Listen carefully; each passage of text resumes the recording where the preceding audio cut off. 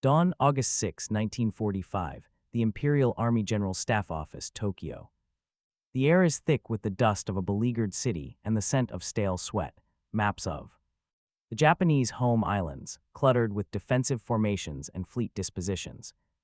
Cover the walls. Senior officers, their uniforms crisp despite the summer heat, move with a weary purpose. They are men preparing for an apocalyptic final battle on their own. Soiled, the mood is grim but resolute. They have calculated the cost of the American invasion projected to come by autumn and are prepared to pay it in blood. Then a signal, a confused, fragmentary report from the Army District Headquarters in Hiroshima, a message of unprecedented and bizarre nature, not a massive air raid but a single aircraft, a blinding flash, unlike anything ever seen, a blast of unearthly power. Then silence. The radio channels from the city begin to die, one by one, in the map. Room, a staff officer holds a trembling piece of paper, his face ashen. He reads the words. Aloud, his voice barely a whisper, describing a peculiar bomb that has wiped a city. From the map, the strategic calculations, so carefully drawn on those maps, have just been rendered obsolete. A new, terrifying variable has entered the equation of war. The foundations of their reality, built on Bushido and the will to fight, have just been shaken to their core. This moment of stunned confusion in Tokyo was the culmination of a long and brutal path, a context of total war that made such a weapon not just possible, but inevitable. By the summer of 1945, the Japanese Empire was a fortress under siege, its walls crumbling but its defenders more fanatical than ever. The strategic situation was catastrophic. The Imperial Japanese Navy, once the pride of the Pacific, lay shattered on the ocean floor. The merchant fleet had been systematically annihilated by American submarines and aerial mines, strangling the home islands of vital food, oil, and raw materials. Cities were being methodically incinerated from the air. The firebombing of Tokyo on the night of March 9-10 had created a firestorm that killed an estimated 100,000 people and left 1 million homeless, a horror that would be repeated in urban centers across the nation. Yet within the halls of power in Tokyo, a dangerous schism defined all strategic thought. On one side stood a small, cautious peace faction, led by Foreign Minister Shigenori Togo and former Prime Minister Fumimaro Kano. They understood the war was lost.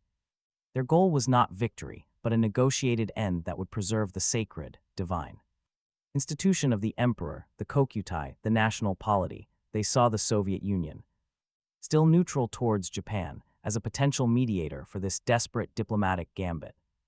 Arrayed against them were the military hardliners, the architects of the war, led by Army Minister Korchika Anami, Chief of the Army General Staff Yoshijiro Umezu, and Chief of the Naval General Staff Somu Toyoda. To them, surrender was a concept more alien and repulsive than defeat. Their strategy, Ketsugo Operation Decision, was a blueprint for national suicide. Every man, woman, and child would become a weapon. They had mobilized 10,000 aircraft, most of them kamikaze, and over 2.5 million regular troops and civilian militias. The plan was to inflict such horrific casualties on the Americans during the inevitable invasion, projected to cost 500,000 Allied lives, that Washington would lose its stomach for the fight and offer more lenient terms. This was a strategy built on a fanatical belief in spiritual will over material strength. Presiding over this fractured council was the enigmatic figure of Emperor Hirohito. Silent constitutional monarch in theory, he held the ultimate authority. He had privately expressed a desire for peace as early as February, yet he remained trapped by tradition, allowing the debates of his ministers to play out, intervening only when a consensus was reached. This political deadlock created a paralyzing inertia the peace faction lacked the power to force a surrender, and the military hardliners, while controlling the levers of state violence, could not start the final battle without the emperor's divine sanction. Japan was caught in a tragic stalemate, bleeding itself white while awaiting a shock profound enough to break it. That shock was being prepared in the utmost secrecy, born from a scientific revolution that would render the very concept of decisive battle meaningless. While Japan prepared for a medieval last stand, the United States had already crossed into a new epoch of warfare. in the remote desert of New Mexico before dawn on July 16, 1945, a son was born on Earth. The Trinity test was the violent, triumphant culmination of the Manhattan Project, a secret $2 billion industrial enterprise that had harnessed the fundamental forces of the universe for the scientists and military officials present. The blinding flash, the searing heat, and the terrifying roar were a profound shock. J. Robert Oppenheimer would later recall the words from the Bhagavad Gita, "Now I am become death, the destroyer of worlds." The gadget worked. The atomic age had begun in a fireball over Alamogordo. News of the successful test was rushed to President Harry S. Truman, who was attending the Potsdam Conference with Winston Churchill and Joseph Stalin. For Truman, the bomb was not merely a new weapon, it was the ultimate diplomatic and strategic tool. It offered a way to end the war without an Okinawa from one end of Japan to the other. A reference to the recent, blood-soaked campaign that had cost over 12,000 American lives and the near-total annihilation of the Japanese garrison. The bomb promised swift, decisive end. It could shatter Japan's will to fight without a costly invasion, and it could also check Soviet ambitions in the post-war world, demonstrating American power in the most unambiguous terms. The final diplomatic move was the Potsdam Proclamation, issued on July 26, crafted to appeal to the Japanese peace faction while leaving no room for the military's delusions.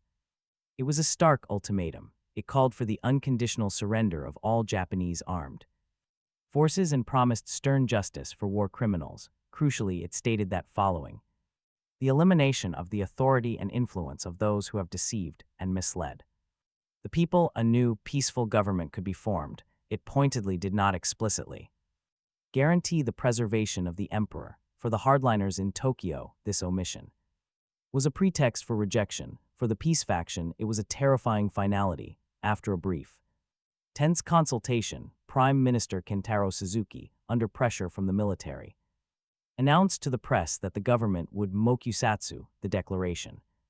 Fatally ambiguous word meaning to kill with silence, often interpreted as ignore or treat with contempt. The door to a peaceful end, already barely ajar, was slammed shut. The decision had been made. The atomic bomb, once a theoretical possibility, was now the only option left on the table. The stage was set for a demonstration of power so absolute it would force a fundamental reevaluation of reality itself within the halls of Japanese power. At 8:15 a.m. on August 6, the city of Hiroshima ceased to be a city. For the people on the ground, the event was not a strategic calculation, but an apocalyptic sensory overload. First, the pica, the flash, a light brighter than 1,000 suns bleaching the world white, searing silhouettes onto stone. Then the dawn, the blast, a wall of compressed air moving at supersonic speeds, pulverizing brick, wood, and flesh for a mile in every direction. Then the fire, a thermal pulse so intense it vaporized the water in the rivers and ignited everything combustible, fusing a city of 350,000 into a single smoldering crematorium.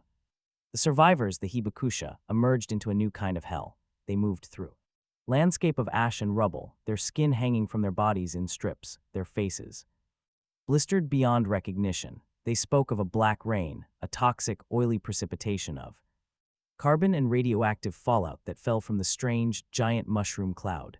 In the days that followed, a mysterious new sickness began to claim those who had seemed unharmed. Their hair fell out, purple spots appeared on their skin. They succumbed to fevers and internal bleeding. This was the invisible killer, radiation poisoning. The bomb had not just destroyed buildings, it had poisoned the very air and soil. This ground truth, relayed in fragmented, horrifying reports to Tokyo, was incomprehensible. A single bomb had done the work of 1,000-plane raid. It was a scale of destruction that defied the conventional military logic upon which Japan's entire war effort was based.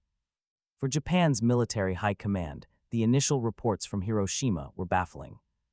Single B-29, no massive bomber stream, a blast of unprecedented power. Their first instinct was denial. Perhaps it was a new type of oxygen bomb, a massive conventional explosion or some other advanced but understandable weapon. The army even sent team of scientists led by Lieutenant General Torihiro Kawabe to investigate. What they found was a truth more terrifying than any fiction. The scientists arrived at a city that was not merely damaged, but transformed. The center was a plain of rubble, with only a few reinforced concrete structures standing like skeletons. They found the telltale signs of extreme heat and pressure that could not be explained by conventional explosives. Most critically, they used Geiger counters and other instruments to confirm the presence of persistent, deadly radioactivity. The evidence was irrefutable. This was not just a bigger bomb, it was a fundamental leap in the science of destruction. The Americans had not just improved artillery, they had learned to split the atom. They had harnessed the power of the stars. This realization struck at the core of the Japanese military ethos. Yamato Damasha, the Japanese fighting spirit, was meaningless against a force that could annihilate an army without ever seeing it. Spiritual could not stop gamma rays, the very foundation of their resistance had been scientifically invalidated. In the sweltering underground bomb shelter of the Imperial Palace, the Supreme Council for the Direction of the War, the Senso Shido Kaigi, became a pressure cooker. The news from Hiroshima created not unity, but a hardening of factions. The peace faction, led by Foreign Minister Togo and Navy Minister Mitsumasa Yanai, saw the bomb as the catastrophic but necessary key to breaking the military's intransigence. It was the undeniable proof that continued resistance was not just feudal, but national. Suicide, they argued for immediate acceptance of the Potsdam terms, with the sole condition that the emperor be preserved. Arrayed against them, Army Minister Anami and the chiefs of staff Umezu and Tuoda remained defiant. Their skepticism was a fortress of denial and determination. The reports were exaggerated. Perhaps the Americans only had one such bomb. Even if they had more, could they produce them in quantity? The national honor, they argued, demanded a final, decisive battle on the beaches of Kyushu. To surrender without this fight was unthinkable, a betrayal of every soldier who had died for the emperor. Anami famously suggested that the atomic bomb was, in a perverse way, a blessing. It allowed Japan to surrender without admitting its military was defeated in the field. This argument revealed the profound psychological chasm the bomb had to cross. It was not enough to prove Japan could be destroyed. The leadership had to be convinced that its code of honor allowed for surrender. While the council debated the single American bomb, a second, equally calculated shock was being prepared in Moscow. For months, the Japanese peace faction had pinned its hopes on Soviet mediation, desperately sending cables to Ambassador Naoto Sato to secure Stalin's help. This was a fatal miscalculation. Stalin, having promised at Yalta to enter the war against Japan 3 months after Germany's defeat, was not a mediator but a predator, waiting to claim his share of the spoils in Manchuria and Korea. At midnight on August 8, Molotov summoned Sato to the Kremlin. Instead of discussing peace, he read a declaration of war. In the early hours of August 9, a colossal Soviet force of over 1.5 million men poured into Manchuria, shattering the depleted and outmoded Japanese Kwantung Army. This was not just a new front, it was the destruction of Japan's last strategic hope, the army's fallback plan to use Manchuria as a redoubt and bargaining chip evaporated overnight. The Soviet entry eliminated the diplomatic fantasy of a negotiated peace and presented a terrifying new reality: the imminent partition of Japan itself. As it happened to Germany, the hardliners could no longer hide behind the possibility of a Soviet-brokered peace. The walls of their strategic universe were closing in, crushed between the American superweapon and the Soviet steamroller. The atomic bomb had shattered their physical world, and the Soviet invasion had demolished their strategic escape route. These converging shocks would force a confrontation within the bunker that would break centuries of tradition. The morning of August 9, 1945, presented Japan's leadership with a cascade of calamities. The second atomic bomb had detonated over Nagasaki at 11:02 a.m. Simultaneously, urgent reports confirmed the massive, devastating Soviet invasion of Manchuria. The war was now lost on every conceivable front: technological, strategic, and diplomatic in the humid, underground air-raid shelter of the imperial palace. The Big Six, the Supreme Council, convened in a state of shock. The room was thick with tension and the smell of fear. The debate that raged for hours was a microcosm of the war itself, fierce, unyielding. Entrapped by doctrine, Prime Minister Suzuki, now firmly aligned with the peace faction, opened the session by stating that the situation made it impossible to continue the war. Foreign Minister Togo argued passionately for accepting the Potsdam Declaration with the sole condition of preserving the imperial house. Navy Minister Yanai, his voice quiet but firm, supported him, recognizing the utter futility of further resistance. But the military hardliners held their ground with a terrifying resolve. Army Minister Anami, his face a mask of grim determination, refused to concede. He presented four conditions for surrender: no Allied occupation of Japan, self-disarmament of Japanese forces, self-prosecution of war criminals, and the absolute preservation of the emperor's sovereign status. He knew these terms were unacceptable to the Allies. It was a recipe for continued war. Chief of Staff Umezu echoed this, insisting that the military could still inflict a decisive blow upon the enemy during the anticipated invasion, forcing better terms. They clung to the samurai code of Gyokusa, shattering the jewel rather than surrendering it intact. The deadlock was absolute: 3 for peace, 3 for war. Fate of millions hung in the balance, paralyzed by a 3-3 vote in a stuffy bunker. As the debate spiraled in circles, with exhaustion and despair setting in, Prime Minister Suzuki performed an act of unprecedented political audacity. He declared the council unable to reach a consensus. He would now seek a decision from the ultimate and only remaining authority. He would break the deadlock by appealing directly to the one man whose word was beyond challenge. He announced he would ask the emperor to express his sacred decision. Shortly before midnight on August 9, the same exhausted, grim-faced men filed into the stiflingly hot imperial conference room, a chamber deep within the palace maze.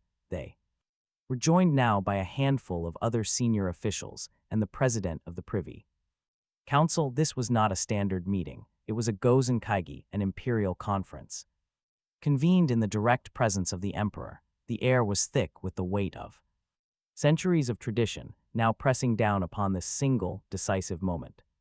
For 2 more hours the debate raged, the same arguments repeated with a frantic, desperate energy. The military men, Anami and Umezu, clung to their 4 conditions, their voices hoarse but unyielding. The peace faction pleaded for rationality and the survival of the nation. The deadlock remained unbroken. The clock ticked past 2 in the morning on August 10. It was then that the elderly Prime Minister, Baron Suzuki, did something no Prime Minister had ever done. He rose slowly, walked to the end of the long table and bowed deeply to the slight, bespectacled figure who had sat in silence, listening intently. "The hour is late," Suzuki said, his voice trembling with emotion and fatigue. "I humbly beg to ask your Imperial Majesty's judgment on the matter to which we have been unable to agree." A profound silence fell over the room. Every eye turned to Emperor Hirohito. He was pale, his uniform immaculate, a figure of immense symbolic power who had been trained from birth to remain above the political fray. Now, he was stepping directly into it. He stood, and in a high, quiet but firm voice, he began to speak. He agreed with the foreign minister, he said. To continue the war, he continued, would only result in further destruction to the nation and the entire world. His voice quavered slightly as he invoked the memory of his grandfather, the Emperor Meiji. "I cannot bear to see my innocent people suffer any longer," he stated. "Ending the war is the only way to restore world peace and to relieve the nation from the terrible distress with which it is burdened." He had chosen. He commanded his ministers to accept the Potsdam Declaration on the sole condition that it does not comprise any demand which prejudices the prerogatives of His Majesty as a sovereign ruler. The silence that followed was broken only by quiet sobs. The military men, their worldview shattered by the voice of the god they worshipped, bowed their heads in submission. Anami, Umezu, and Toyoda, their faces streaked with tears, acquiesced. The sacred decision had been made. Japan would surrender. The emperor's words broke the spell of militaristic dogma. but the final, bloody convulsions of the war machine were yet to come. The emperor's sacred decision did not instantly silence the guns. Instead, it triggered a final violent spasm from the very forces it sought to contain. The surrender cable was sent to Japanese diplomats in Switzerland and Sweden for delivery to the Allied powers. But within the heart of the army's command structure, a fever of rebellion began to boil. For officers like Major Kenji Hatanaka, the emperor's decision was not a command, but a mistake, a consequence of evil counsel from the peace faction that had to be corrected. In the early hours of August 15, Hatanaka and a group of fellow fanatics launched a desperate coup d'etat. Their goal was to seize the imperial palace, prevent the broadcast of the emperor's recorded surrender speech, and destroy the recording itself. They believed that if they could take control in the emperor's name, they could restart the war. For a few chaotic hours they succeeded. They occupied the palace grounds, cut telephone lines, and conducted a frantic room-by-room search for the precious phonograph record containing the imperial voice. They placed key officials, including Prime Minister Suzuki, under a form of house arrest. The fate of the nation hung on a single elusive object. But the coup was built on a fatal delusion. The plotters failed to win the support of the broader Eastern District Army or key figures like War Minister Anami. Isolated and running out of time, their rebellion collapsed as dawn broke that same morning. Realizing the coup had failed and his world had ended, General Anami performed seppuku, the ritual suicide of a samurai. His final death poem was agonizingly ambiguous. I express my gratitude for the great favors I have received. By death I make amends for my grave crime. Was the crime losing the war or failing to prevent the surrender? He took the answer with him. At noon on August 15, static crackled across the Japanese radio network. For the first time in history, the Japanese people heard the Jyokyun Hoso, the jewel voice. Broadcast, the voice was thin, formal, and difficult to understand, speaking in the archaic court Japanese. He never used the word surrender. He spoke of enduring the unendurable and suffering what is insufferable, and of a new and most cruel bomb. But his meaning was unmistakable. The war was over. Across the empire, soldiers and civilians knelt before radios and wept, some in relief, others in rage, all in the stunned silence of a world that had just ended. The silence that followed the emperor's broadcast was the silence of a nation confronting its own annihilation. The final, verifiable numbers began to trickle in, painting a picture of total strategic collapse. The atomic bombs had killed approximately 110,000 people in Hiroshima and 70,000 in Nagasaki by the end of 1945, with tens of thousands more succumbing to injuries and radiation sickness in the years that followed. These were not just statistics, they were entire urban communities vaporized, crushed and poisoned in an instant. But this was merely the final, spectacular blow, the conventional firebombing of '66. Other cities had already killed nearly 500,000 civilians and left millions homeless. Japan's merchant fleet was reduced to a fraction of its pre-war size, and the nation stood on the brink of mass starvation.